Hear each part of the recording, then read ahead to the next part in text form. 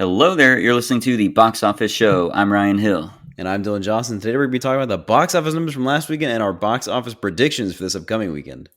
We'll also be talking about the one and only MCU film this year, the R-rated team-up flick between Deadpool and Wolverine.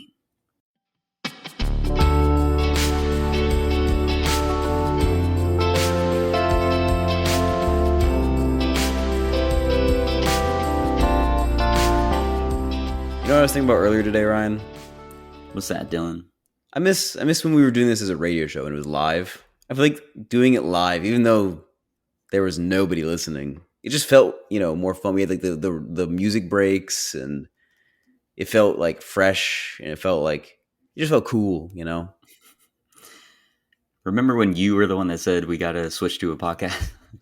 That was back when podcasts were they had taken off quite a bit since 2014, but they hadn't quite hit the massive amount of peak podcasts that the pandemic hit for podcasts. And now podcasts, I feel like, have become oversaturated and nobody's doing radio now. Nobody's listening to live talk shows, Mm-hmm. And I kind of miss it. It's like shooting on film photos. It's nostalgic a little bit. Listening to a live show. Because you can go online, you can find a bajillion other podcasts like this one, but none of them are live. None of them are live, baby. I'm sure there's some way, I don't know if Spotify or any of them have the capabilities, but just live streaming the podcast. Yeah. So it would be similar to a live show. Is it just that you want it to be on the radio? Is that what you want? You want someone to be able to flick through the radio and then arrive on our show? Yeah, I just like doing the whole DJ shtick of the idea that we could have callers or we could have we have music that plays music. We never made it work. We didn't do the callers, but we could have, and that would have been cool. Nobody was listening to call in, but it would have been neat. It's all just live streaming and the chat. Yeah, just which looking is fine. At the chat now. I guess you're right. Radio nowadays would just be like a live stream. Like if we live stream this shit. Yeah. Which whatever. Let's pivot now to some news. We're gonna do a catch up on the D23 Expo, which is Disney's sort of big event of the year where they showcase all of the new projects that they're working on and things in their movie division, their TV division, the streaming division, the theme park division, everything Disney related. All the news comes out at D23, all the big news at least. One of the things they announced was Incredibles 3 with Brad Bird returning to write and direct the third installment of the franchise. Ryan, do you think it will be successful? Are you on board? Is this a good idea? Successful in what sense? Financially? For sure. 100%. For sure. I mean, you're right. I mean, critically, I suppose. That remains to be seen. Brad Bird coming back. That helps. That helps a lot. It's a very good sign. The first Incredibles is just a masterpiece. Pretty much perfect. Yeah. It hits all the right notes all the time. No matter how many times you rewatch it, it still just delivers. So absolutely. That film, yeah, as you said, masterpiece. Incredibles 2, I've only seen the one time. Me too. I enjoyed it. I remember enjoying it. There's some funny moments there, but definitely didn't hit masterpiece levels. But I didn't hate that it existed. However, once they, finally went for it and made an Incredibles 2, it felt inevitable that we would have an Incredibles 3. So I'm glad that they finally are doing that. I mean, because, it was back when, if you remember, our whole senior year stuff was branded around the Incredibles stuff. Oh, yeah. So I think because Incredibles is specifically a franchise where it's not dependent upon a very nostalgic ending or nostalgic feeling like Toy Story or other Pixar sort of thing, like Monsters Inc., I suppose, as well. I think it's easier to get away with just continuing to do sequels about these superheroes, the superhero family, and just throwing in new villains. It's kind of feeding into the superhero frenzy of you can just keep making these movies and you can just keep throwing out new ideas and new situations to get into. And it's not necessarily, it doesn't feel like a slap in the face of what has come before, because there's not really an ending that they've given that they're going back on in the same sense as Toy Story. So they can just keep making these, and I'm fine with it. It's a good time. I like The Incredibles. I'm down. Yeah, I'll take one more. I don't think we need to go further than that, but yeah, just give a nice finish to the trilogy. I'd like to see them aged up, give us Dash and Violet a little bit older, and then Jack as well. Have him be like an actual kid running around. That would be interesting to see. And so, yeah, I think I'm looking forward to it. I'm gonna go see it 100%. We'll see when it actually comes out, though. Mm. Seems like it should be maybe the next couple years, but yeah, their whole sequel with Pixar is at least they take 8 to 9 years, so we're pretty much on track for that. Yeah. Avatar. Speaking of long gestating sequels, Avatar 3 is officially going to be titled Avatar Fire and Ash. So we are, in fact, moving through the elements. We had Makes water, sense. now we're on fire. What was the So, first one you'd say? Air, I guess. They're flying around yeah, and it shit. was definitely more air based because they had the whole floating islands and I forget what they're called, but those dragon animals that they're on top of all Sure. the time. So, yeah, they're moving through each of the elements. That'll be interesting to see what new community they have, like a volcanic Navi tribe. I don't know, but that hopefully will come out next year. But we will see. Again, it's already been delayed once, Yeah. so we'll have to Come see on, when that Jimmy. Come happens. on, Jimmy Cameron. Come on. Get a hold of yourself here. Yeah, Come on, buddy. keep your ambitions reined in. Just let the people work on the CGI, the effects, and get it out there. You It know just for sure can't that's what possibly the look better than it already looks. Like, it looks phenomenal. yeah. How So much better I can don't they know get? what they're spending their time on, but hey, if he needs to let it incubate even more, just to get something excellent to come out, because we were both big fans of Avatar 2. So, Yeah. Good movie. mhm. And then Toy Story 5, we got an image, like a concept art that was released that shows that it is going to tackle the iPad kid epidemic. It was, did you see the image? It was like the kid under a Mm-mm. blanket with a tablet in front of him, and then all the Mm. toys at the end of the bed looking very sad and despondent at not getting Hmm. any attention.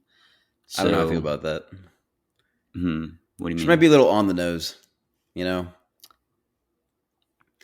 I I mean, was hoping they would that's pull the a way hat life trick is now. here. Yeah, I was just hoping they'd pull a hat trick here, and Toy Story 5 would be another one where everybody thinks it's going to be a bad idea to keep it going, and then they pull the hat trick, and it has a really good ending, and we're satisfied with it. It's like good enough to keep it on. But that idea is not one that I think it would be very difficult personally to see that in an appealing light of like trying to tackle something that is a social norm sort of commentary as opposed to like just I guess it's still about the relationship of kids with their toys and like how that has developed over time. But it feels a little on the nose and it feels a little dated, I suppose. Like dated specifically to this point in time. As Mm, opposed to something that might be like universal and more what's the word I'm looking for? Something that can just like last forever, you know? Like the other yeah, Toy stand the Story test of movies time. stand the test of Yeah, time. The other Toy Story movies, all four of them, they will stand the test of time. They will continue to be relevant beyond and beyond and beyond and continue, regardless of, the evolution of toys or the evolution of like how children interact with playthings as they grow up. There will still always be the general idea of children playing with toys and the wonder that is involved with what if those toys were alive, you know? I yeah, feel like this might be a little bit dated, and I feel like I'm worried they are going to lean too much into the commentary, and I just will not be as interested, I suppose. hmm. I think it's a But we'll fair see. I mean, you point, never know. but I'll say I don't know that it can be dated because I don't think there's ever going back. Like if a kid I was suppose, yeah. born today or like kids growing up now, they would probably watch Toy Story and it wouldn't hit like it did for any other generation that watched it because they don't really interact with toys in the same way. Like their playthings are often digital. So they're on the Hmm. tablets, they're playing with apps, they're playing those games. And then who knows, in a few generations when it's going to be all the virtual worlds and AI and all this stuff, like the physical toys, it's going to be a thing of the past. So I do kind of like this premise of them engaging with how kids and toys have changed since the internet and all these other technological advances have really taken hold in how children grow up. So We'll see. I'm fascinated. I'm intrigued. Again, I don't think it justifies them doing a fifth one to undo landing, the ending on the fourth one. But uh, I'm open to it. They at least have an interesting enough premise that I'll go into it with an open mind. Hopefully, they'll be able to stick the landing yet again. But yeah, I think it's an interesting direction to take it. Yeah. I wonder In if they're other following news, Buzz or Woody. Because if it's both, then what was even the point of the ending of the fourth one? It yeah, has to be I one or the mean, other.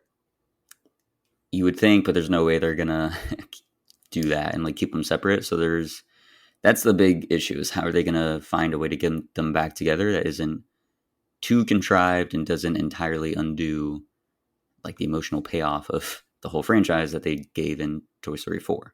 So we will see. That's the big hurdle they have to leap over. But yeah, I'm at least open minded that they knew that was what they would have to justify and that they found some good reason to get them all back together. But yeah, in other news, Megalopolis. Did you see this whole trailer, Fiasco? Yes, I did. So we have a trailer that's released. Lawrence Fishburne is narrating it. All these previous movies of Francis Ford Coppola coming up. Godfather, Apocalypse Now, Dracula, with quotes from critics that are trashing the movie. Come to find out, all of these quotes, or most of these quotes, are made up or just not attributed to the actual films that they said they were attributed to. So Lionsgate had to pull the trailer and apologize. This is just It's absurd. bizarre. Especially because a lot of the movies they are trying to pan and quote here, saying like Francis Ford Coppola has always been misunderstood in his time and then loved afterward, like give Megalopolis a chance. Like most of the examples they're giving here are movies that were critical successes at the time. Like The Yeah, Godfather and The Godfather 2 were not critically panned. Apocalypse Now was not widely critically panned. Neither was The Conversation. Like Francis Ford Coppola was very much appreciated in his time in the 70s, for sure. Dracula, maybe. I mean, I think there was certainly some critical smearing of Dracula a little bit, but I think one could argue that maybe it's deserved. We'll get into that when we talk about Dracula down the line coming up month of soon. Coppola, hint, Month of hint, Coppola for before or September, not. yeah. But for now, Megalopolis. I mean, whose dumbass idea was that? It's worse. It's objectively worse than if they had just done like an AI trailer. Yeah, Because now although you're just straight up lying. lying, absolutely. But I think they might have used AI, like they did AI, like ChatGPT, to generate some of those quotes from their reviewers, It's just so dumb. which is also It's a insane. So, like, if it was true, if there were actually quotes that they could find about Ford Coppola's movies, it might be like a smart move to say, "Hey, give Megalopolis a chance," even though these critics have panned it at its premieres. You know, because Francis Ford Coppola always sticks the landing. You know, like that's a decent argument to make. But you can't do that if the evidence you're providing is completely false and made up or attributed to the wrong film. Like just taking quotes that critics have said about different movies and saying it about Francis Ford Coppola's movies. It's just a mhm, really bad look for Megalopolis. yeah. So, What are your thoughts? Since you're the guy who's rooting for Coppola here. I am rooting for this film to be good and for him to go out with a bang. But yeah, it's just an odd production overall. A weird series of events leading up to this point. I mean, obviously, it was like a tough time for them to even get distribution. They finally got it. Now this marketing campaign is going quite poorly. So Did you see the interview that Coppola gave where he said he hired canceled actors on purpose so the movie wouldn't look woke? yeah, I think you could tell that though from the like just looking at the cast and being like, this is Yeah. an odd assortment of I names to didn't pick think it out. needed to be said. Yeah, it was a little obvious. So we'll see how that went. But yeah, it's a very strange movie, which again is why I'm so fascinated by it. It had such a polarizing response as well from the Cannes Film Festival and everything. So still looking forward to it. Again, a little less confident that it will in fact be a misunderstood masterpiece. It might just be the train wreck that everyone's calling it out to be. But Dude, either way, it'll be a good time. it It'll sparks be a conversation. really That's The That one you thing I can't will take say away is from it. I'm fairly confident it won't be boring, which I think is the worst atrocity a movie can make, is to be boring. I think this movie will avoid that pitfall. Thank God. Very true. All right, and in final bit of news, The Acolyte, the latest Star Wars show on Disney Plus, has been canceled. It will not get a season 2, despite very much setting up for a season 2. I take it you did not watch this, I did not. Did you? hence why it was canceled. I did watch this. You watched the whole thing? I did. Brief thoughts on it, because I've heard a lot of polarizing opinions. Not even so. I've heard a lot of bad opinions. Yeah, it is not very good. Oof. So it getting canceled kind of makes sense. It's That's just, I rough. mean, the same sort of issues. The writing was not very strong at all. The characterizations were poor. The action, like the actual lightsaber duels, was Hmm. pretty good, but just the way they tried to like tie things together, a lot of different plot holes here and there, a So lot of disappointing. silly like new expansions into the lore. It was disappointing because it had a lot of promise early on. Again, you know, the whole thing of, oh, we're following these Siths, and oh, we're in the High Republic, like this new time that we're exploring in the live action, and it did not at all stick any of the landings that it was trying to go for. So I can see why it was canceled, which sucks for everyone involved for it. But Yep. hopefully, the next Star Wars show, Skeleton Crew, will be better. Have About the you kids, seen the trailer of that? Yeah. with Jude Law and the kids, yeah. hmm We'll see. Goonies in space, as they Goonies in were saying it. space. I think It's they should appealing. have held themselves to only using effects that would have been available in the 80s, because I think that would have given a visual aesthetic to the film that set it apart from everything else, like Disney Plus wise, and then it would have like truly captured the feeling that they were trying to go for, of like an 80s coming of age film, Goonies, stuff like that. So You think they'd actually do that, though? No. no, No, they of wouldn't course they do wouldn't. that. But I'm saying, had You they, think they that would would have been do a amazing. good idea? Come on, buddy. It's asking You too know much, I very know. little of Star Wars in the most recent years. Ever since George Lucas gave it up, it's been on a downhill track with just very few high points. Andor, Yeah, but there are some high points in there, so Andor is we have that to look is forward the to, high point. Oh and man, can't hopefully, wait. Skeleton Crew will deliver. Again, we will Hope so. see. When was the last time we got a movie? It was Hesitantly 2019, optimistic. right? Say what? It's been 5 years since the last Star Wars movie, right? That is correct. Again, Mandalorian and Grogu will be the next Star Wars film Yeah. in 2026. Well, So we'll there see we how go. that goes. Yeah. Now we can do our box office breakdown for August 23rd to the 25th. Coming in first, no, a little bit of a surprise actually. Still in first, holding on, even though there have been new releases this past weekend and some other hits. Deadpool Wolverine still hanging on in what, its fifth or sixth weekend now? Yeah, something like In that. first place with 18 million. Very impressive. For Alien an R-rated Romulus. superhero movie. Very good. Alien Romulus coming in second, 16.3 million. So it did have a pretty sizable drop, like over 60%, which is why it ended up in second, but still doing pretty decent for itself.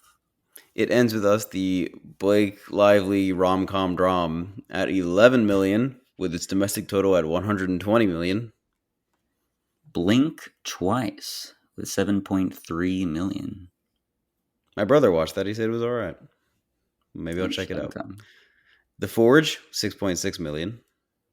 Twisters, 6.1 million, now hitting 250 million domestic. Not bad. Coraline, with 5 million. That brings its domestic total for its re-release at 24 million. Which is really good for a Yeah, re-release. That's one of the better ones we've had lately. that's awesome. The Crow, in its debut, 4.6 million. So under what both of us predicted, and we were not very optimistic on its chances. Really sad. Despicable Me 4 bringing in 4.2 million towards the end of its run. And Inside Out 2, still in the top 10, bringing in 2 million to continue its domination of the summer and Let's the go. year.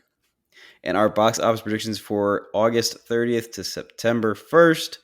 Dennis Quaid's Reagan biopic, made with a fairly more independent studio. I don't think it's a major studio hit. Mm-hmm. So, what are we saying? Like 4 million, 5 million?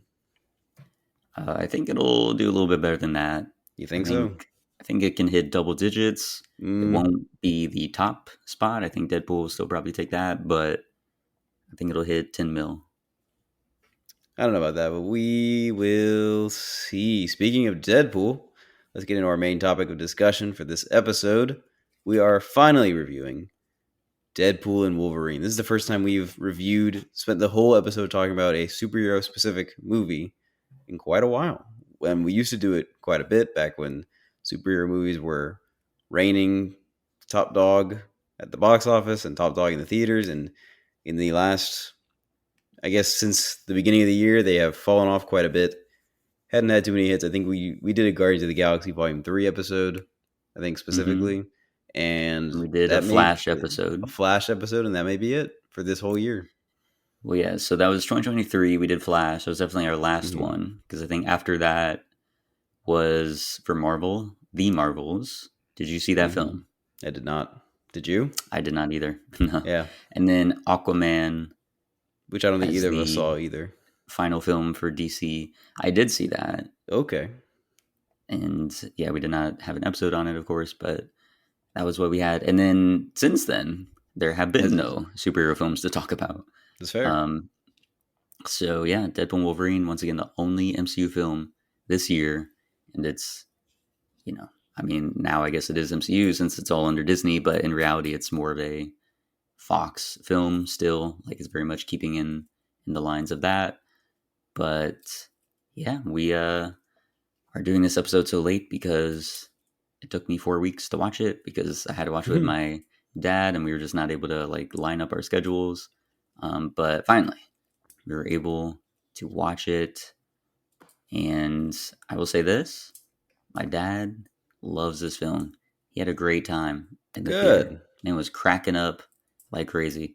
It was also, because again, this film has been doing incredible. So it was fairly decently filled in the theater.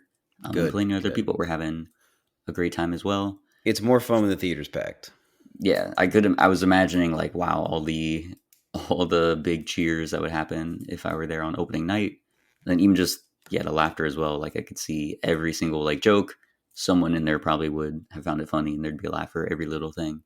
Um, but yeah, so for me, I think this film had very clear goals to be a fun, silly, raunchy buddy comedy that's playing around in the superhero sandbox with new toys that it has, with being in the MCU. So now it can make all those references and have a bit more humor tied to that.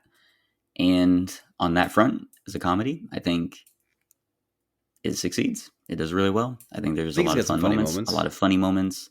And so that's well in the vein of the first two Deadpool films. So I think that is great, very much in its favor. As far as other things you might want from a film, like compelling character arcs and satisfying emotional beats and logical motivations for characters, um, well designed set pieces and action, stuff like that, I think it's more hit or miss on. But I had a good time in the theater. Again, a lot of that was coming from, again, my dad, who was just cracking up at every little thing. So that was very fun to be a part of. Um, and yeah, it is hard not to enjoy your time in there when just every few seconds, really, there's like another joke or something else that's happening on screen to try and like keep you involved, keep you engaged. So it was entertaining. I had a good time in the theater. Dylan, what did you think? And when did you get to see it? Was it opening weekend for I you? saw it opening weekend with Okay. Carlos and Lillian, and I think my overall thoughts were you know that I have superhero fatigue pretty bad. That Oh I'm yeah. kind of over the whole superhero thing, and I've been over the multiverse idea of superhero films for quite a long time, even longer than superhero fatigue. Like I got over multiverse stuff after Spider Verse did it, and I was like, hey, they did a really good job. I don't really need to see it again. In Then they did 2018, the first Spider Verse. the second Spider Verse. Okay. Once I that love one came that. out, I Yeah, was like, I think I'm done. I think we've gotten to the point because the first Spider Verse film was, I mean, it was a multiverse film, of course, technically speaking, but like these were all characters that didn't exist on film beforehand, so it was still like original characters. It's just using the idea of a multiverse, whereas the yeah. Spider Verse second movie was incorporating characters that already existed and making references and all that stuff. And it's the reference bit of multiverse stuff that I just don't think I care for because it's just feeding to the audiences and it has no relevance and it really doesn't do anything. I think Spider-Man No Way Home tried its best to actually incorporate those other Spider-Man characters into telling a good story, but I think because the story itself was so weak, I didn't care as much. Like the initial thrill of seeing all the Spider-Man on screen was awesome, but other than that, I just didn't Hmm. care as much, and still don't really care as much that it happened. Uh, and so Really? now, I really, it was cool to see them in the moment, but it's not You like a don't. lasting. I'm not going to go back and like try to relive the thrill of seeing them again. I just, Well, yeah, you can never have that, but you don't think back and be like, "Isn't that crazy?" it's crazy that it They were happened and it able to was be cool to brought see it in the together. moment, but it's not something like if I see a movie that I really enjoy and that I really like and that made me feel a certain way, I can usually go back and watch it and it will make me feel that way again because it's emotionally touching. There was nothing emotionally touching about seeing the Spider-Man on screen, really. It was just, to me, it was just feeding into audience desires and was cool to see in that moment, but it was very short lived. Like a week after watching the movie, I just didn't care anymore, I suppose, because I already seen it. I already seen it the first time. I had gotten the thrill. It was awesome in theaters. It was a great theater experience, and that's about it. And that's how I feel about these multiverse movies. Is it's like a quick dopamine hit of, oh my god, look, it's that person that played this character, 20 years ago or 10 years ago. Look, they're back. They're on the screen with the other characters, the other actors. How cool was that? That's awesome. Oh, that's right. This movie has a bad story. I forgot. Like, it's just like a quick dopamine hit to relive that moment and to throw money at them just because you want to see the characters one more time. And it just doesn't do anything long lasting. I'm not gonna go back to Deadpool Wolverine and relive the moment of Chris Evans being Johnny Storm and being like, yeah, this still hits because it doesn't. I just don't care anymore. Once I get the quick dopamine hit, I'm like a junkie for this shit. Like you see it, you're like, oh, that's really cool, and then you never care about it again. So why care about it at all? And then the more this happens, the more they do multiverse stuff, the more they pull old actors to come back and reprise characters, the less I care when I see it because they just keep Hmm. doing it over and over and over. It's not special anymore. The MCU already did a great thing, which was creating all these characters that had backstories, that had full movies themselves, and then combining them over a course of 10 years so that we could see all these characters on screen together. And that itself was awesome. But now, if you're just pulling back actors to bring them back into these spots, I just don't care, I guess. So, this movie for me wasn't as much of a hit. I think it has funny moments. I think a lot of it was kind of dull, and I think there was not really a story I cared about, and not a lot that tracks, I guess, that really follows through. I mean, it's all one big joke about the Fox merger and like the murder of that intellectual property, essentially, like the Hmm. butchering of it to make way for the MCU. And Deadpool himself is like scrambling to survive that murder of Fox property, which is funny. I think it's a good bit and not a bad way to go in terms of structuring the film. I just Hmm. think to hinge the whole movie on that one bit doesn't really stick the landing that great and essentially lends itself to relying upon making references to those Fox properties and cameos and jokes and inside jokes and things like that. So like I was with Carlos, who has not seen any of those Fox movies, and he just didn't get Hmm. half the fucking movie. Because you have to watch 20 years worth of Fox superhero movies to understand like 40% of the jokes that they're making. So it just doesn't work. Like again, for me, someone who has seen those movies, it's really funny in the moment. But that's not a joke I'm going to go back to later and go, isn't that a really funny joke? It's not a joke that I'm going to like when I rewatch the movie, I'll laugh again because I think it's still funny. It's not Yeah. like it's once again just a quick dopamine hit of haha, look at the reference. It's a reference joke. Isn't that funny? Oh, that's right. It's not funny anymore. Yeah. Oh well. I think that is one thing to consider though with movies like this. I think they're not really interested in the rewatchability of it Sure. 10, 20 years down the line. They're I think trying it to very sell the much movie now to get the biggest box is, office yeah, pump. like in this moment, what And is of the best course, way that we can yeah, like get the audience reaction or get the laugh or get the pop when you see a cameo? yeah. The only So, way to get people to sit down in the theaters to watch a superhero movie anymore is to either deliver something completely exceptionally excellent, like the Batman, or to rely on cheap tricks like cameos and reference jokes and shit like that. mhm. Because I wasn't really watching this movie for the comedy. I mean, it has bits in there that I laughed at, but it's not like the great comedy of all time. And certainly the action wasn't stellar at certain points. I mean, it was hard to read a lot of the time. So, what am I watching it for? I guess just to see Wesley Snipes again. Yeah. I do think as well though with Deadpool, which I haven't gone back and rewatched the first two yet. Um, but obviously that whole like comedy style is built on, fourth wall breaking and meta humor and Yeah. very much reference heavy. So I think this is also in that same vein, which again is to say like the first two Deadpools, again, I haven't gone back and rewatched them, but those also aren't probably going to age the best if, a I certain think the percentage of your jokes first are Deadpool, references and therefore very based on being yeah. current in the moment. I think the first Deadpool strikes a good balance between making jokes that are referential, specifically in like fourth wall breaking, and also making jokes that are in the moment in the movie funny jokes. Mm-hmm. I think it does a good job of balancing those two things. So that if you didn't know any of the references that Ryan Reynolds is making, you could still watch it and have a good time. And I think as these Deadpool movies go on and on, I think they become more dependent upon the meta humor and the reference humor and the cameos. Yeah. And that's just not something I suppose I'm as interested in. Which, I mean, Yeah, is the whole shtick of Deadpool, I guess. it is. Yeah. And I wonder, it'd be interesting if we had another person on that was like very much a casual viewer or didn't know any of that stuff, and just to gauge whether or not they found certain things funny and like why they found that funny. Because Yeah, I mean, I was there's, sitting next to Carlos and he barely laughed the whole time because he doesn't get the jokes. He's never seen any of those Fox movies. None of yeah, them. but I don't know that they made that many jokes about like the Fox movies themselves. Like But like he didn't one, know who most of the characters were. I mean, Like yeah, I every can tell single for the character that, cameos yeah. that would make sense. But all the But jokes that those characters make, he's not laughing because he doesn't understand the background. He doesn't understand the background of like the Fox merging into Disney and like all of those properties going away. He doesn't understand the bit that Channing Tatum was going to be Gambit and it fell through. And he was never able to do it, and so now mm-hmm. he gets to do it. He doesn't understand anything to do with the TVA because I don't think he watched Loki either, so he doesn't understand that shit either.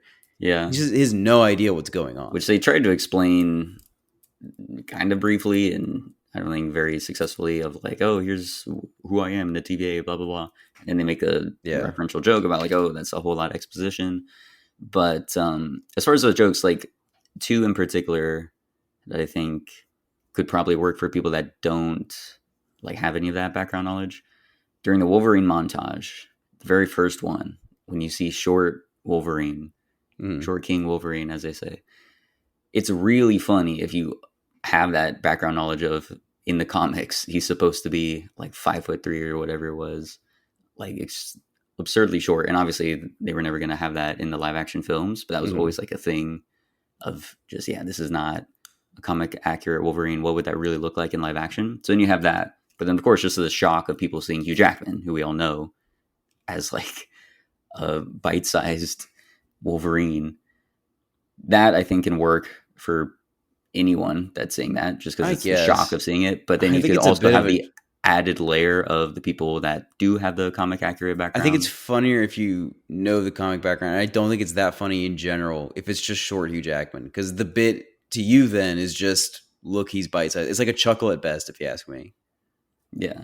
Well, I think it's the subversion of expectations. If you know Yeah, Wolverine, yeah, like sure, even if sure. you don't know him, you know Hugh Jackman. And so just But that this the shock like of like he the gets off the yeah. stool and like plops down, like has to fall off of the stool. I think that could be funny. Eh. So I think that's one of those jokes that is able to work both ways. Um, the other one that I think could probably work both ways, the Gambit stuff, not necessarily about like, oh, he wasn't able to play the part, but his accent that he was trying to do, and like that switching back and forth between these different accents. Obviously, if you know, like Gambit is supposed to be French, he's supposed to have a French accent. That makes more sense if you're from that comics background.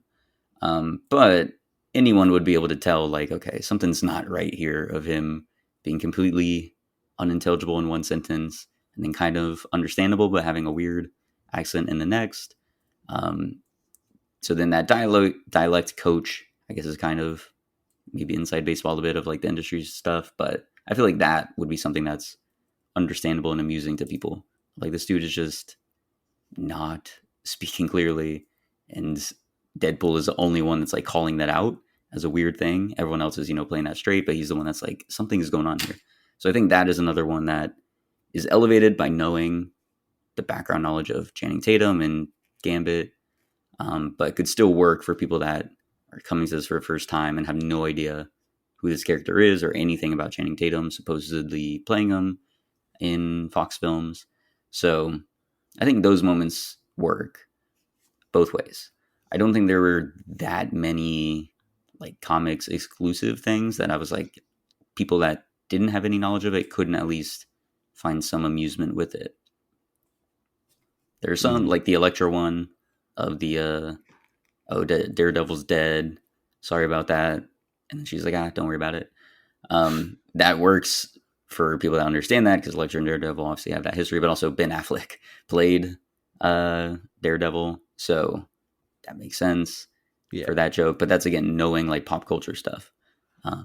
So I guess that too. Like, yeah, if you're just not in with pop culture, that could make this less of a and pop culture jokes still work. Like if you get it, it's pretty funny in the moment. Yeah, but it's not like something you can. It's dated. It's 100% dated. Yeah, like we're not gonna go back and like show this to our kids, and they're gonna be like dying laughing at most of these jokes. I don't think. But there's always some level of that type of humor in things. Like you can never fully escape that, I think, unless you fully go into trying to be like the almost situational comedy and you're never making a reference. I feel like there's going to be some times where you just make a reference, and again, in the moment, to the people that get it, it'll be funny. But yeah, 30 years from now, people are not gonna look at that the same way and find the same enjoyment out of it because those things will get lost over time. But again, are you making movies for people 30 years from now on their third rewatch? Or are you making movies for people right now in the theater in a communal environment that are going to laugh really hard at a certain reference that is very timely? I think, that's what they're making the movie for sure. Yeah. But I still think they heavily rely upon that sort of reference humor. And the thing I dislike about it is that now it is not timeless. And I think the best movies are the ones that are striving to be timeless. And you're right, there will always be those sort of, referential humor, this sort of pop culture humor. And the MCU has made those kind of jokes throughout their time. They make reference humor all the time. Mm-hmm. I mean, Elon Musk shows up in fucking Iron Man 2, I think, at some point, which is like a funny in the moment kind of thing. But the movie isn't dependent upon that. It's not even dependent upon the humor itself. But let's say that it was. Let's say that it's a comedy kind of superhero film. They still are relying upon humor outside of that, like physical comedy or like simple gags that they're doing, or the situational kind of humor, the irony of it, which I think is a lot more valuable on the comedy landscape than simply reference humor, which is it's the jump scare of comedy. It is like in the moment you are going to laugh if you get it, and then you'll completely forget about it because it doesn't even matter because it's no longer fun. Yeah, I don't entirely disagree with that, and I think again, Deadpool as a franchise overall has very much utilized reference humor more than I'd say all those other MCU films. But they obviously have their own, balance to it. There's physical gags throughout this. There's just random one-liner things. One that made my dad really laugh was the bit about the corn. Like the corn was too dense for him to get through on his escape. It's just like a very quick line that they probably didn't even think was that like funny or anything. But it's just him doing 2 seconds of struggling with the dog to go through the corn, not even actually attempting to go through the corn, and then giving up immediately. Like that's something that, is just a quick psychiatric one-liner. Yeah, and that those are the best bits they have. Stand the test of time, sure. But again, I don't think like that automatically puts it over a reference humor joke. If that one could be just as clever or extremely clever, if it becomes dated because it's a reference, I don't think that immediately like makes it less worthwhile I think you and I disagree on that. as a piece of joke to put in there. Because again, like, yeah, there should be a balance, I think, and this film does, include sight gags, physical humor, stuff like that. But I don't know. I'm not like penalizing it for including reference jokes at all. I think you can make a complaint about the overuse of it, but I think it fits with what the franchise already was, which is a more reference heavy type of film than normal. Again, all that meta humor stuff, like that is reference. Like if it's a meta humor, it's about referencing things. So I don't see how it Which could is, entirely yeah, strip itself of that without losing a bit of its identity, because that was initially what set it apart from all those other I'm not superhero films, disagreeing at with you. least in Yeah. Marvel. Like they're going to make those jokes. I'm just saying that I don't value them as much and I don't think they are as funny, at least not long lasting funny, which is why I don't enjoy this movie as much as I would a different comedy. Interesting. If you're at a stand-up comedy set, though, Mm-hmm. are you worried about how funny you'll find the joke 3 weeks from now, or how much it made you laugh in that moment? But I'm not going back and I'm not rewatching a stand up comedy act that I watched live. I'm good. I'm gonna want to watch Deadpool and Wolverine again in the future, but not really because I didn't laugh that much watching it. Well, so then that's the issue there, is you didn't laugh as much while watching it. I I think, suppose, though, sure. if you, because again, I mean, anytime you hear a joke, the second time you hear it, it's not going to be as funny. I Um, disagree. I will wholeheartedly disagree. I think if you know where the joke is going, even if you do know where the joke is going, if it is a well structured joke, it is still funny.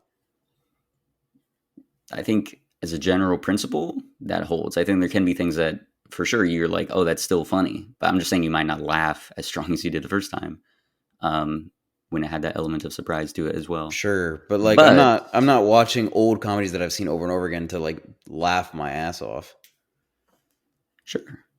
as But much as then I did the first why? time I watched it. So But then what is the I'm issue here still then? just as entertained. If I'm You're watching a saying it's bit, not funny. So you don't if care about whether I'm you laugh or not. You're just saying it's not funny, if these I'm referential watching a jokes. bit that I've seen before that I still think is really good, sure, I may not laugh as hard as I did the first time I saw it because there's no shock factor involved, but I'm still as entertained as I was the first time because it's still a good joke. It's still well structured. It's still funny, and it still sticks the landing every time because it's perfect. It's like well engineered. I don't think a lot of the bits in this movie, particularly the meta humor and the pop culture reference jokes, are structured well, and I don't think they stick the landing because it's just like a quick punch at like a reference that Hmm. will be requires you to know the reference to be able to laugh at it, and B is not even that funny to begin with, let alone something that will stand the test of time, something that I think is entertaining after the fact because it's not even that entertaining to begin with. Okay. Well, yeah, those are two separate things. Of if you're not finding that much entertainment value out of it in the moment, then Well, that's what I'm yeah, saying. obviously you wouldn't see it again. But I'm saying just in the general, like a general principle of referential humor, later down the line, you're saying you wouldn't be able to appreciate it as much because you might find that it's not as well structured or well engineered as a joke It never in a was. comedy set that might, have much more of a build up to it, and a Mhm. stronger punchline. I think that's fair. That's a fair point Yeah, to make. I would just say, even in comedy sets, like there's going to be those references that are dropped in there, here or there. Um, and I don't think as an automatic response, I would ever say that those are like less effective jokes. Again, effectiveness is just based on how much you laughed at it. But like my appreciation of them wouldn't necessarily go down just because it is a reference. If it was just as clever and if there's just as strong of a build up and punchline to it, um, even though obviously those lend themselves to being less timeless than a physical gag or psych gag or something like that. But even that one bit about who are the people, you'll know them, but they do the whole bit about the bases, first base, second base, what's on third, oh, who's on who's second, on third? Yeah. yeah, all that stuff. even that, like you need the bare minimum knowledge of baseball in order to get that stuff funny. It's very cleverly constructed. No, It's you don't. delivered extremely well. You really don't need to know anything about baseball because the joke is the pun, the fact that the guy's name is who. Yeah, but the whole point you would You need don't to need to know know bare baseball. minimum I like could first, change second, and third baseman. because think about it. The joke has transcended who's on third. You can do that bit with any kind of reference outside of baseball. You don't need to know shit about baseball. The joke is that the guy's name is who, and there's a basic fundamental thing saying who's on third. Yes. No. Who's on third? Yes. Like that's the bit. Yes, You don't need to know shit but about baseball. Because I could say who's in the bank. Yes. Who's in the bank? Yes. You could make it to anything. a little bit. But I think the whole Who's the guy in the bank? on Yes. third, that like phrasing and just the way that it's tied into baseball. Plus, I think there's a thing too they include there of like the shortstop or outfield stuff as well. So again, those are again, I don't know who would not know like But you could first you could base, second watch base, that third whole base. bit and not know anything about baseball and not know anything about the positions, and you're still laughing because you get the basic idea that the guy's name is who, and there's just a misunderstanding happening. So you don't need to know anything about baseball to laugh at the joke. It's not Yeah, a the reference premise humor. is the misunderstanding. Like that's why it's funny. But again, I'm saying even that includes some level of like understanding what reference is being made there to No, the rules and the basic structure of because how you can baseball laugh at is the played. joke without knowing anything about baseball.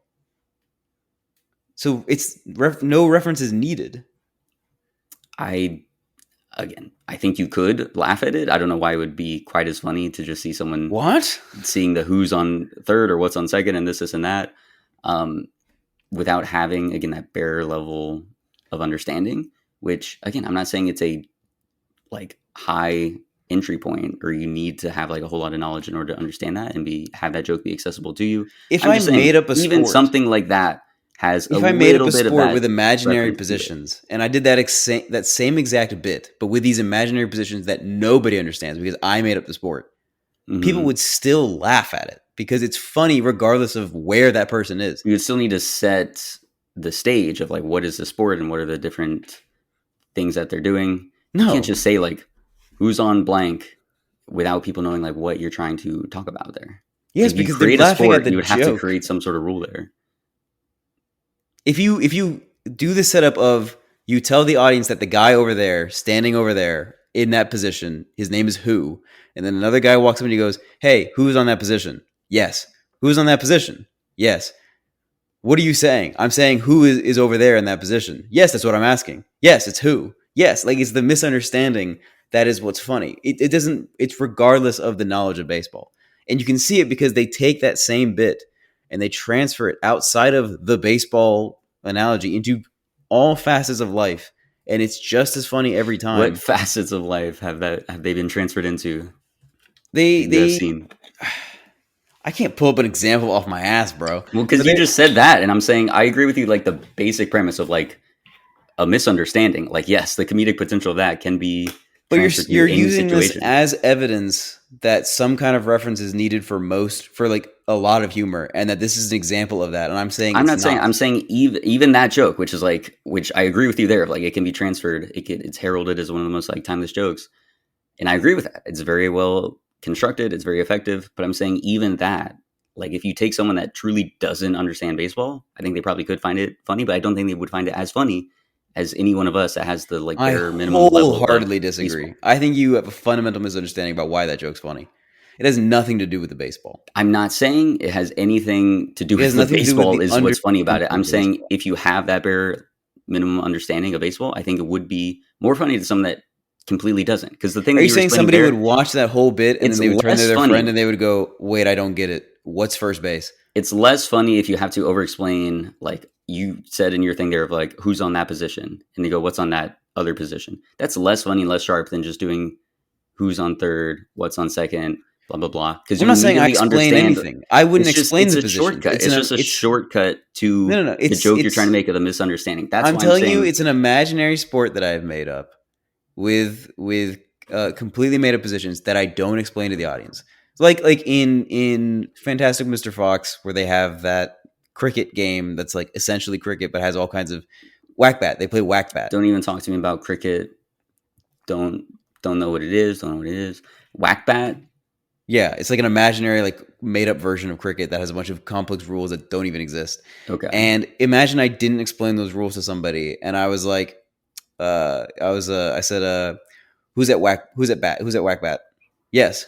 Who's at whack bat? Yes. No. Who is that at whack bat? Yes. Who's at whack bat? That's what I'm asking. Who's at whack bat? Yes. Like the joke And still then go on to lands. the second part of the joke. Now get to the second part. I forget the second part. What? What's on second? It's that. It's when they go to the other thing. He gives up on trying to figure out who's on third. And then He they say says, something about like, okay, but what about second? What's on second? And he's like, yes. So they switch to that. So again, it's that added layer of like he gave up on trying to figure out on one base, going to the other base. The shorthand of knowing like third and second and first base, and then you don't need to switching know that though, who to what to I don't know because if they did the third one it's on not like a hits. baseball joke. I'm just saying they set the stage in baseball because you already have the shorthand But of plenty of how people baseball don't. operates, and that makes the joke easier. If you have to do all this upfront explanation of a new position, if you're like creating a sport and having to say like, well, there's these three different positions, and you have a person that's on each position, and if you're asking about who's on what position, and I'm giving you the wrong answer or misunderstanding each other, that's a just unnecessary added like exposition to a joke that you don't want to have. So all I'm saying there, the whole reason I got into this was just to say, even in very well constructed jokes that we consider timeless, and they are timeless, there can be some referential shorthands that are utilized. I don't think that makes it detrimental to the joke. I'm sure we could, if we spent more time, we could find a perfect way to transfer that same joke and the like comedic core of that joke to something that isn't baseball. But People have done it. People have done it all I many am saying times. there is not that baseball is essential to why that joke is funny, but I'm saying having that shorthand up front of baseball allows you to more easily access the comedy in that joke. Okay, I understand what you're saying, and I agree that the knowledge of baseball is what is being referenced by the joke, but I don't think it adds comedic value. I don't think it's what the point of the joke is, and I think it's still funny without knowing anything about baseball. So I think your That point third is part void. is the one that we would have to investigate. I would be curious to know because again, it's not a lot of knowledge about baseball, and it's not the reason for the joke is not baseball itself. But I just think that shorthand, I think you would need like a tiny primer to someone to let them know like what might be going on here. Because if someone like 100% has no idea about baseball, when they're using those terms of like on first, on second, stuff like that, it just wouldn't make sense. So that then more of that joke doesn't compute if you don't know like the different baseball players that this guy is asking about. First and second and third are these different possible places they could be, but then the confusion is still arising because he's saying who and what, and those are the names of the players. Like you would need to know that players need to exist on certain bases and what those bases are. I'm just saying I just disagree. it is one of those things that showcases that I think referential humor You're isn't showing immediately like worthless or devalued compared to other types of jokes that can be well constructed but may also incorporate some measure of references. And if that's okay. if if I change the joke so that it's not a guy standing on first base playing baseball, if it was just a guy standing over there and I said, "Who's over there?" Yes. Who's over there? Yes. Okay, well, what's that over there? And I'm just pointing to the person at different spots. Am I referencing anything? Am I referencing the location that they're standing in? They're standing in a null void. Have I explained the void? No, but then you need to get to the next part of the joke is what Okay, I'm saying. Because the reason if that's so funny as well is okay, because it forget it, keeps forget it. escalating. I don't want to know who's over there, but what's that over there? And he points to a different guy. Yes. No. What about over there? Yeah, that's what's over there because his name's what. Mm-hmm. And then you get to the next part of the joke, and it's another guy standing in a different place, and his name is whatever the next part of the bit is. It still lands, and it has nothing to do with the null void that they're standing in. I think it's funny that we have no idea of what the third part of it was. I mean, I If you could were look it writing up. the joke now, no, before looking it up, what would you make it? We have who, we have what would you make it? Uh, This is how we know whether or not anyone should take our thoughts on comedy. um, I have no idea. What would you make it? I think it's I was gonna say it's yeah. yeah.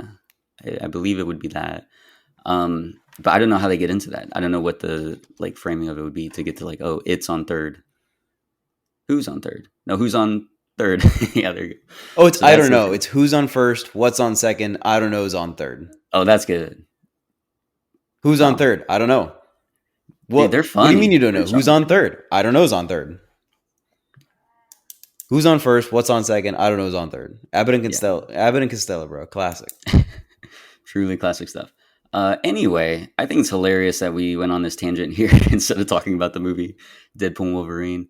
I think it's Um, valuable in the sense that we're critiquing Deadpool Wolverine for its referential humor. We're trying to get to the basic understanding of why yeah, I might dislike referential humor more than other types of humor, and why I think the basic idea that it is inherently not timeless works against it in a very profound way that makes it less funny even in the moment to me. yeah. I think the in the moment part is what I disagree with there. I feel like I would never, again, like penalize the joke because I know 50 years from now no one's going to get it. I If don't think I'm if I'm I'm the working target against it. audience, I just think the fact that so much of the movie is based off that, which is inherently what it's going to be. It's Deadpool. Like it's built on meta humor. I yeah, understand that. I understand that going into it. I just wish it wasn't so reliant upon it, even though I know that is what it's going to be, which is why I guess I just don't like it inherently for what it is. okay. Dang, they said you never had a chance, I Deadpool. never had a chance. You I were mean, the always going to first be. Deadpool doesn't make as many of those jokes. Like it has plenty of meta moments, and like the whole thing is narrated by Deadpool directly to the audience, breaking the fourth wall, which is like the way to. It's what all three of the movies do: is Deadpool narrating the story directly to the audience, which is a Hmm. smart way to inherently tick off a meta humor like reference that Deadpool knows that there's an audience and he's talking to them, while also being able to make other jokes where Deadpool is in the world and not necessarily making those jokes and can still like the joke in the first one where he says this guy like why do I wear red? That guy wore the brown pants. You know, something like that. Where it's just like silly stuff like that is better. Hmm. I mean, yeah, that's fair. I'm glad we got to the bottom of it though, of Or like him on just the the different styles of Zamboni humor that chasing would down work. the guy. It's always going to be kind of funny. That was good. That was Going to good. kill him really, really slowly.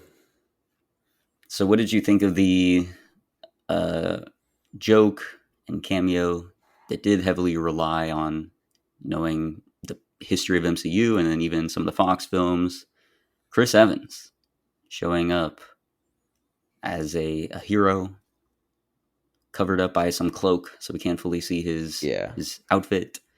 And then as Deadpool tries to wind up Avengers Assemble, he hits him with the flame on. What did you This think of is that? And then what this did is Carlos think of that? Carlos didn't get it. Okay. Well, Lillian and I both laughed, and I think this is an example of something that I thought was actually done really well because it's not just a referential humor; it's also a very strong subversion of expectations. Because I was sitting there in the theater, I see Chris Evans, and in my mind, I'm immediately going, "This is so stupid. Why did he come back as Captain America? Captain America had such a good ending at the end of Endgame. It's been mm-hmm. 5 fucking years. Why the fuck did he do this?" It's so dumb that they can just bring these people back with money and just ruin the fucking endings that they have. And like 3 seconds before he said flame on, when he was gearing up to say the thing and they were building up to it, and I know it's a Deadpool movie, I know they're building up to a joke. I go, dude, he's gonna say flame on, and he did, and I was like, that's really good. That's pretty Yeah. fucking good. It's a good bit. I will give them that. That in the moment and probably forever, I will think that that's pretty damn funny. Yeah, that's one of those that I It think requires a lot of knowledge though of the MCU and Fox. exclusively you need to have that knowledge, Yes. but it's cleverly constructed because yeah, it is If you do immediately have trying that to get you knowledge, to it's think really good. Because I really worth it thought he was going to be Captain America. Because we haven't seen Johnny Storm since in almost 20 2007, years. Yeah. 2006, 2007. I guess And 07 would have been the second Silver Silver Surfer. Surfer, Yeah. yeah. So, like, I just didn't even think he would be Johnny Storm again. And then I remembered that this was a whole Fox reference thing. Like, they were making all the Fox jokes. And I was like, he's going to be Johnny Storm. And he said Flame On, and it was great. It was really funny. Yeah. It was one of those because it was in fact spoiled beforehand, but it was one of those things beforehand, like Han Solo going into 2015 Star Wars film that I was like, that guy's dead, like without a doubt, he's gonna be dead. And then that got spoiled for me, even though I saw it like day two it came out, which was It got ridiculous. spoiled for you? Yes, but again, it That was one that I was sucks, okay with man. because I was like, I wholeheartedly believed that that was going to happen. So I had already made peace with it, and it still hit in theaters, when that actually happens. But I was like, dang, that sucks to know. Same with this. Like, my prediction going in, because I knew it was going to be a Fox thing, I was like, it would totally fit for them to bring back. If they're going to bring back anyone from the Fantastic Four film, which is like the other major Fox property, it would make sense to do Chris Evans, because then they could make the whole gag of he's no longer Captain America, now he's Johnny Storm, which is a much different character than Steve Rogers. So um, I had figured they were going to go that route, and then it did get spoiled, and I was like, dang, that sucks. But I didn't know exactly the context. I just knew he was in it. So then I was delighted when they came in and They did did the bait and switch. the bit of, because again, at first when I see Chris Evans, I'm like, oh yeah, sick, fantastic, it's Human Torch. But then as they kept Deadpool like gearing up and being like, yeah, this is such a noble hero, he's the greatest of all the heroes, and he's gonna say it, he's gonna do it, Avengers Assemble. I was like, that's a really well constructed joke, but it does entirely rely on like past knowledge of Yeah, Chris Evans playing two so different much. Marvel characters at two different times and their catchphrases. So yeah, I thought that was a well delivered joke. Um, any other, while we're still on the topic of humor, what was the joke that made you laugh the hardest? Oh man, I don't know if I ever laughed that much. I thought the bit at the end where Paradox, Matthew Mafadden, after the whole thing explodes and like they do the joke that Deadpool and Wolverine have both died, where he's like explaining to the TVA woman how they were noble and how they sacrificed themselves. That he like they like volunteered to sacrifice themselves, and he had to let them go, and he misses them so much. And then you hear Ryan Reynolds say, "He has risen," and Matthew Yeah, McFadden goes, "Fuck." I thought the timing of it was really good. yeah, That's another thing that's like, I guess you're referencing Jesus, but that's one of those things that it will be a timeless reference. Like a timeless reference is fine. So sure. he has risen is something that will always be funny. Hmm. And they also, I mean, yeah, they're very much setting it up throughout the rest of it with him calling himself Marvel Jesus. Hmm. So yeah, okay, that's good. I thought that was a decent bit. Not And much would else you? stuck out humor Mm, wise. I think using Handsome Pool as a bullet as a human nice shield. pool, you mean? Nice Please Pool, don't yeah. objectify him. Come on You're right, I apologize. Using Nice Pool as a human shield, but he doesn't have any regenerative abilities. now. He's like, all right, now go ahead and heal. What? You can't heal? What? Yeah, that was Pretty good. good. Using him telling Cassandra Nova all the things that Johnny Storm says about her, and then she just sucks the skin off of his skeleton Hmm. is pretty good bit. And Wolverine going, "You just got that man killed. You murdered that man." Like his just absolute disgust with it is pretty funny. And these are all things that once again are like things that will always be funny to me, as Yeah, opposed to just like a quick reference. sure. Yeah, that was the. I didn't find that one, or it just didn't connect with me too much when he was just saying all these vile things that he said Johnny had said. I think it's a good Um, bit. And I think it's funny that it's set up for the post credit scene where I did think that was funny. yeah, Johnny and it's Chris Evans and he's just saying word for word all the things he said. Yeah, I think it's and pretty even good. more. There was even more in there that Deadpool didn't quote. So I was like, wow. Yeah. But yeah, that was a good bit of like proving that is like, no, no, no, he actually did say that. So cool. How about Hugh Jackman returning as Wolverine? This man, I have been rewatching some of the X-Men films. He's a lot bigger. He is a lot bigger. He's a lot older. This man has been in 10 films as Wolverine. I believe it. I was going through, I watched X-Men Apocalypse for the first time. Thoughts? Not a I good never saw movie. it. Kind of Okay. messy. Again, there's like little subplots in there that would have made for great movies on their own. Like Is he I in wanted a coming of age movie with all the students attending, the sure. Xavier school. Is he in Dark Um, Phoenix? I don't know. I haven't seen that yet, but I'll Hmm. watch it and see if he's in there. I guarantee no, he can't be because that came after Logan. Are you including cameos? Because he's briefly in First Class I am as Wolverine. including cameos, and he was in Okay. First Class, and that was a great cameo and a great joke. That was hilarious. Um, but yeah, I watched Apocalypse, and I was like, okay, so this is the first X-Men film that he's not going to be in, and then he was in Hmm. fact in it. I was like, God Nice. dang, They really had this He's man just come back always for there, dude. everything, everything. So Is there 10 an X? I films was thinking, like, is there an X-Men film he's not in? It would have to be Dark Phoenix now would because it's the have only to one be we Dark haven't named. Phoenix. Hmm. He's in every single other one, as at the very least as a cameo. And he has 3 Wolverines solo movies. He has Exactly. Origins, the Wolverine, and Logan. Yeah. Just So he for him. has the original X-Men film, of which he's a protagonist, like that Mm-hmm. original X-Men trilogy. Mm-hmm. Then his own trilogy of Wolverine. And then, again, it was just a cameo in First Cameo in Class. First And it's Class. a slightly more expanded cameo in Apocalypse, but he is like doing stuff. Days Mm-hmm. of Future Past, he's back to being He's the like, main he's the character. lead. So, And then yeah. he's in Deadpool Wolverine, which is 10. And if he's And in yeah, Dark and Phoenix, that he's, would be 11. yes. So I don't think he's in Dark Phoenix. I'll update y'all later on, I guess, when I watch that film. But this man is definitely holding the record for the most amount of appearances as a superhero in any like superhero films in any franchise. So when they said you're going to be here till you're 90, they meant it I mean, I because don't they know didn't even how many give him an movies out. is Tony Stark in as Iron Man Even that, if you add all the Avengers and Civil War, that's 8. and Spider-Man: Homecoming? Oh, that's true. So that's It's 9. 9. And I'm sure he has to make a cameo at some point. He's in Hulk at the post-credit scene. Yeah, that's true. That's 10. What can I say? And he's coming back. Robert Downey Jr. is coming Well, back. but not as Different Tony character, Stark. but he's coming back, baby.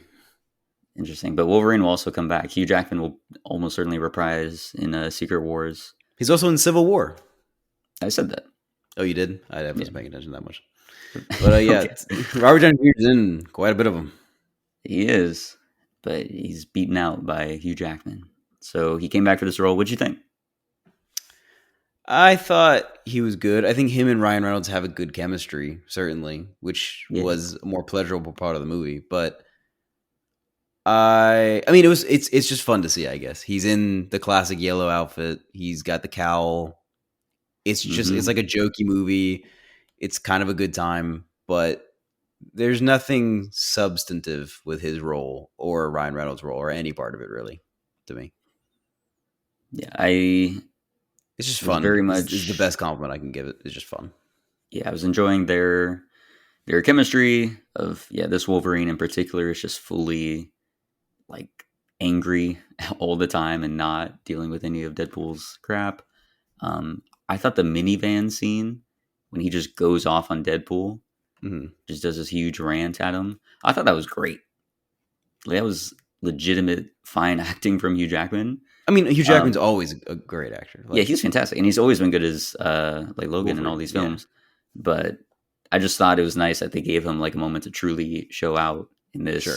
What otherwise would have been just be angry and cuss a lot at Deadpool, but he got this moment where he could let loose a bit with it, and I was like, nice. And then I thought the fight in the vehicle, I thought that was probably the most creative fight. Creative, I agree. Yes, I thought the whole like opening sequence was fun. I thought them using like the skeleton, his adamantium skeleton, was pretty creative too. But as far as like in concept and in execution, I thought that was the best one, the minivan one, because it felt very real. real. Like everything felt palpable. Like you Mhm. could clearly understand the geography of where they were in the car and all that. Well shot. Yeah, Good follow through. Good use of the environment. Exactly. So that one I think was the strongest there.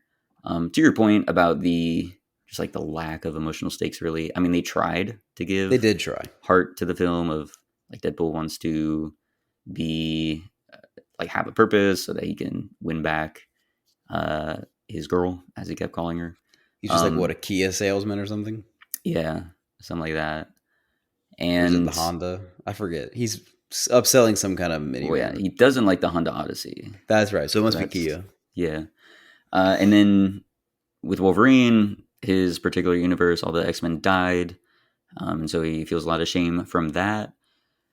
So they like tried to give that stuff in there. I just don't think it fully worked. For number one, Deadpool, I don't know why, like for the past 6 years, the only thing that he thought he could do in order to win her back or show that he like cares about people other than himself was to join the Avengers in a different universe. I don't even know how that works.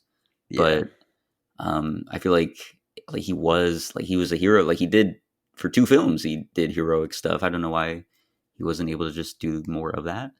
Um, so that wasn't really like believable. And then with Wolverine, they just told us, but didn't really tell us. Like, do you remember why exactly that happened? Like they said, humans just came and killed all the mutants somehow. Yeah, and he got Like, mad. He killed a bunch of humans who, some of which weren't even responsible, which is something very like that. vague. And then it's like, oh, so you're just, why didn't they try and kill you? You're just out and about at a bar. You said everyone knows you.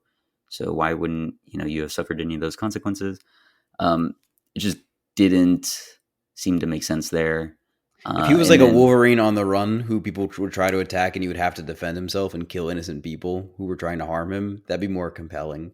And yeah. if Deadpool didn't care so much about redeeming himself in his girl's eyes and just cared about simply saving his universe, I think that's enough of a stake to propel his character to do the things he does. Because like the whole idea is he's trying to. I don't think him joining the Avengers is something that's worth fighting for in the stakes of the movie. And it's the main. It's probably his main goal is to join the Avengers or to be worthy enough as a hero to join the Avengers. When simply bringing that Wolverine back into his universe so that he can have a Wolverine and keep the universe around is probably enough of a stake to propel the movie. Well, I think that was what it ended up being. It was him trying to get a Wolverine, bring him in so that his universe Yeah. could survive, so that he could go off and join the Avengers without feeling like, oh, my universe just died and I did nothing. And of But course, the yeah, whole thing's a big meta joke of like Deadpool wants to be a good enough character to be in the actual Avengers movies. And then the whole lesson at the end is that Deadpool doesn't need to be in the Avengers movies because he's good enough on his own. Like that's the whole bit is they're trying to sell mhm. to the audience. But in the actual context of the story, it just doesn't land. No, not at all. And then that brings up a lot of other, which again, it's not the main focus of the film. They're not trying to have a really tight plot writing in this, but why would uh, Paradox, why would he tell Deadpool about his universe getting destroyed? Number one, why did he need? I mean, they sort of threw it away of just a setup for Secret Wars of like, oh, Deadpool is needed for something later on in the Sacred Thor Timeline. is crying over his body. Yeah. Yeah, something like that. But he could just tell, Deadpool, hey, just join the universe, and then not tell him anything about his universe dying, because then obviously that would make him That want could be to like a try and secret save he it. discovers while he's in the TVA is Exactly, that but his universe is going to explode. Yeah. he just tells them, he's like, "Oh, you're not the There's anchor already being." so much story going on that I just think they were trying to exposition dump that and get it out of the way. Yeah, but even then, it's just like if they were allegedly observing him, taking pictures and all this stuff, so they would have known that he had his birthday, and then he had people around him that he cared about. So it's like, let's not tell this guy that we're going to kill his universe if all we Yeah, I want think to do the is just move idea him to is this other that universe. yeah, they were trying to convince him to join the Avengers because he needed him for that Secret Wars thing, and then part of the thing that was trying to convince him was your universe is going to die. This is the only chance you'll have to live, I guess.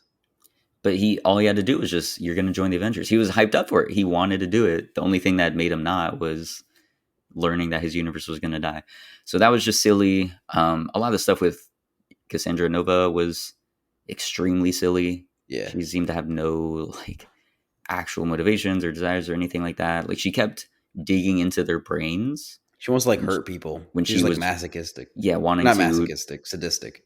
just kill them. But yeah, it was like that's the only explanation you get. But then it's like if you're gonna have a character that will like go into people's brains and like try and literally gaslight them, like rewrite their memories to just inflict harm on them, Mm-hmm. playing with her food essentially, because right after that she was gonna try and feed them to alive. Um, how can you have us buy that someone that sadistic would then have one talking to from Wolverine and then be like, okay, I won't kill you guys. And then I'll, in fact, help you guys out. But then right after that, she goes back to, I want to destroy every single timeline because I'm not happy that Paradox wanted to overthrow me as the head person in the wasteland. Like, that's just, it just doesn't track. It's just not good character writing there, which again is not what they're going for with Deadpool and Wolverine. So you can cast it aside. I did cast it aside, but it's just like stuff like that. I just wanted to acknowledge that, to your point of like behind the comedy, behind the cameos, is there a solid story here? No. Certainly not. Like, absolutely not. It would not be able to stand on its own two And that's legs. my problem with the multiverse genres. They're banking so much on the cameos and the reference humor that they know that they will fill seats, and so they don't bother to write a decent enough story to keep us captivated Hmm. because they know they're already gonna have people sitting down in the seats. And I don't even know if I would care that much.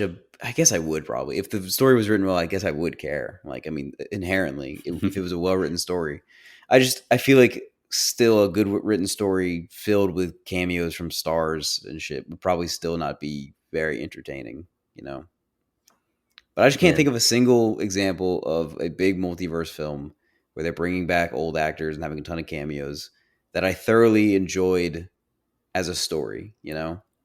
Days of Future Past. Shit, you're right, dude. That is a good one. They You did got it, my ass. and they You got got it my first. ass. That was before Endgame too, and they did that whole multiversal slash timeline slash bringing all the people together in the universe. Like they did that first, and it Yeah, did dude. really That well. movie's It's so good. fantastic. I love Days of Future Past. You got my ass. So it can be done, and it can be done with these exact characters, like the X Men people. Dude, So do you remember in WandaVision when they had Evan Peters show up? Bro. Still the biggest wasted opportunity yeah, that was of the world. absurd. Absurd. It would have been it was the coolest finale to that pilot episode. It was the coolest thing you could possibly fucking imagine. It was so awesome. I guess it wasn't the pilot, it was one of them. Yeah, One of the one of earlier those episodes, episodes. but for sure, yeah, Oh that was my awesome. god, dude! What a great and they were sending them out weekly, dude, and had to wait a week for the next episode. That was one of the best moments of that era of Disney Plus programming. Was seeing Evan Peters back and going, what does that even mean? Like, what is that supposed to be? And Yeah, still being excited about Marvel stuff. I miss and those then days. they Thinking they that Phase Ralph Four was Bonered gonna it. be good, bro. Uh, that was the biggest red flag was seeing them fumble that. I was just like, that was the first sign I think of Not me even not caring fumbled. They anymore. like actively just threw it away. They like Yeah, turned it over. They said, "Yeah, Ralph Boner." They just made a Boner joke about it. So hopefully that he'll have redemption in Secret Wars when they bring everyone back yet again. But yeah, I think we talked through most of the things here. Are there any other final thoughts, things you want to shout out of what really worked or what really didn't work in the film? no, I think we kind of hit the nail on the head in the same way that the whole movie kind of hit the nail on the head of exactly why I don't really like these kinds of movies. Gotcha. And I know there are tons of people who absolutely love this movie. Like your dad, as example, loved this movie. I know there are plenty of people who love it. It was fun. It was a fun time. Hmm. And I don't think anyone's arguing that it wasn't. I don't think anybody in their right mind is going to come out of the movie saying that they thoroughly did not enjoy the film and thought that it was like a piece of trash. Like it's a good movie. It's a fun time. Hmm. It just doesn't do anything for me. It doesn't have like anything substantial about it to me. And it's not something that I think I would ever watch again. It was just fun in the moment. Like a stand up special, you know? Hmm. Except a really good stand up special is something that I wish I could see again, you know? And just That's can't. true. Yeah. But okay. There are a few things I want to shout out. Sure. One, dog pool. Funny. A nice, good entry into I the think it funny little was guy a canon. little overplayed I don't disagree, because but the joke, the punchline is look at this ugly fucking dog.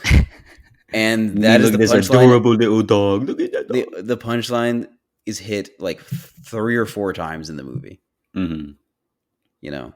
And I could see people like lashing onto that and saying it's the funniest part of the movie, and me just thoroughly disagreeing with them. Yeah, people love dogs, love things like that. Ugly little dog, Yeah, they just tongue like laughing at flapping in the things like wind. that. Yeah, which So is I can see fine, it's I guess. amusing for you. I don't see the appeal as like a joke. The fight scene with all the Deadpools when Wolverine and Deadpool were fighting all the other ones that showed up, and it was like a oneer, and it was tracking Not as big a fan. laterally.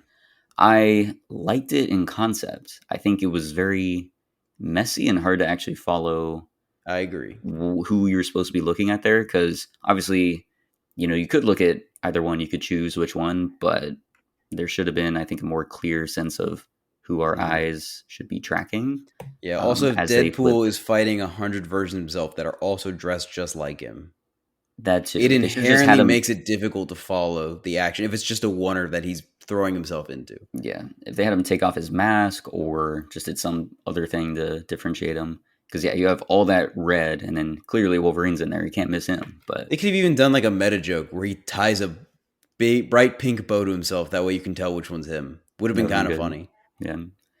Um, and then along those same lines, when we finally had Wolverine put on the cowl, Hmm.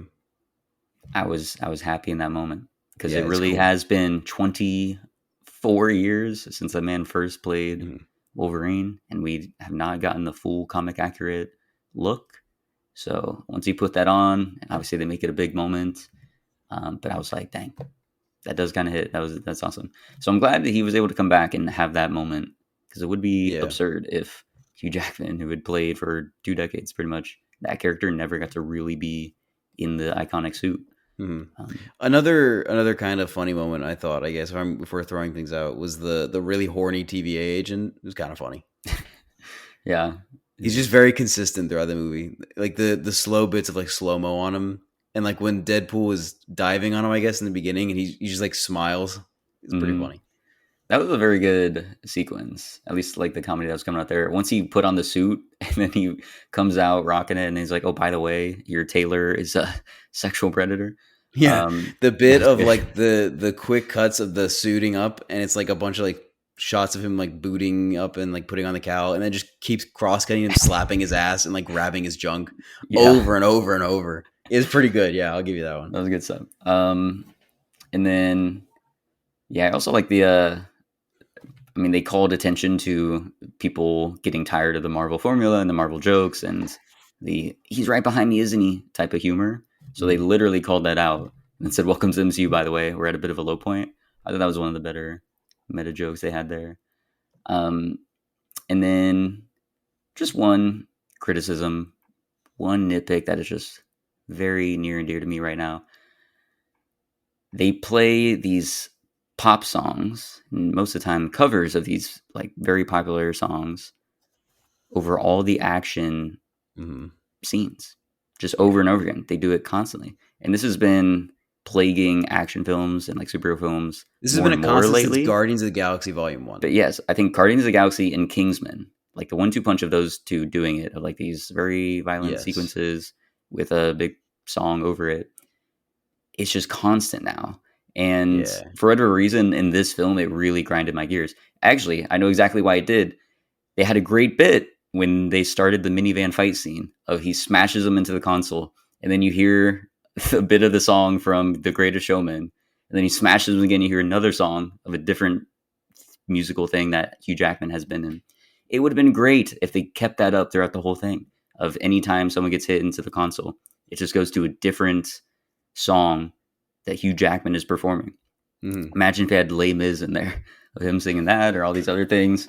That would have been great. But instead, they do the beginning of the bit and then they hit it to what "You're the One That I Want." I think was the one that was Just some pop song. Yeah. something like that. And it's like, okay, so now this just feels like every other song when you could have had a Yeah. really fun running gag throughout all of it that you already like did. You started doing it and then just gave up so you could throw in a pop song with crazy violence happening. Isn't that so Yeah. wacky and insane? I'm I just also wish they tired of would that. have like not done that at least every single time that there's an action film or action scene in this film. So that's just a nitpick I had to get off my chest because yeah, it was very annoying in this film. But other than that,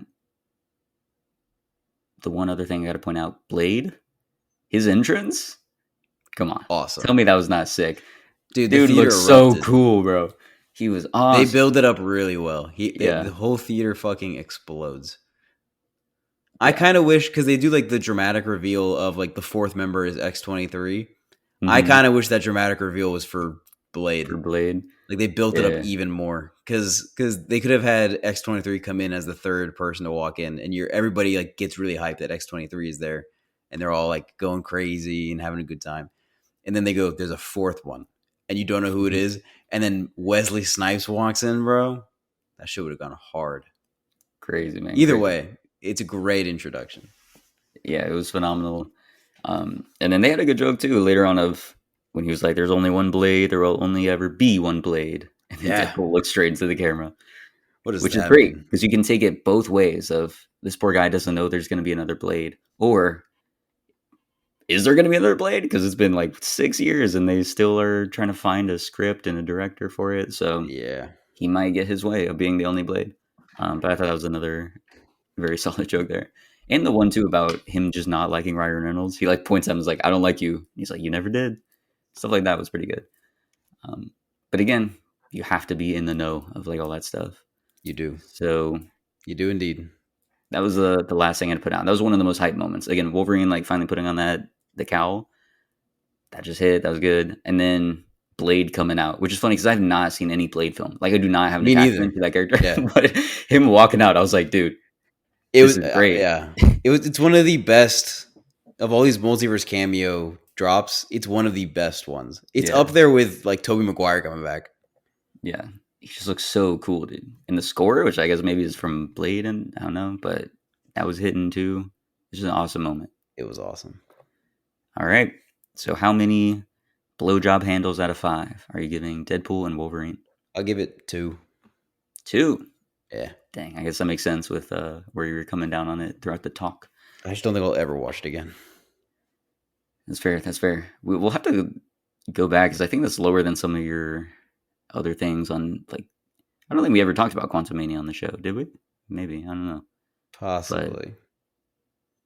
But if this is like the rating I'm giving it now, if I went back, I'd probably give Quantumania like a 1. Dang. I'd probably start going back and lowering. You'd start getting harsher and harsher. Yeah, for sure. Because they were definitely worse than this, and this one was pretty bad. Gotcha. This had like redeeming qualities. Quantumania has about just damn near no redeeming qualities. Yeah. I am giving this 3 blowjob handles out of 5. I'll tell you what, I'll give it 2.5. I give it 2.5 because it made me chuckle sometimes. Okay. See, I feel bad giving it a 2. Hey, that's okay. That's if that's what you feel. It was a gut feeling. I had a gut feeling that 2 was just like slightly too low. Okay. Too harsh. All right. So 2.5 and a 3 for the one and only MCU film. So again, I mean, we know it's superhero fatigue times, but that's passable. Because I think if we reviewed like Quantumania today, I'd give it a 1. Or like Thor: Love and Thunder today, I feel like you would definitely go sub 2. Like you would give them a 1 or 1.5. Yeah. Yeah. So really fucking bad. Comparatively looking so bad. It's certainly a step up than the last few years. All right. Outside of maybe Guardians 3, which still wasn't that great. Yeah, I think we both gave that a 3. So that's a. It was also a step up. Yeah. Mm-hmm. Anyway, that's all the time we have. If you'd like to give your thoughts on the show, you can email us at theboxofficeshowpod@gmail.com. Our main title theme for the show is Sundown by Joseph McDade. And if you like the show, please give us 5 stars on whatever podcast app you're listening to, and be sure to tune in next week. Have a great rest of your day.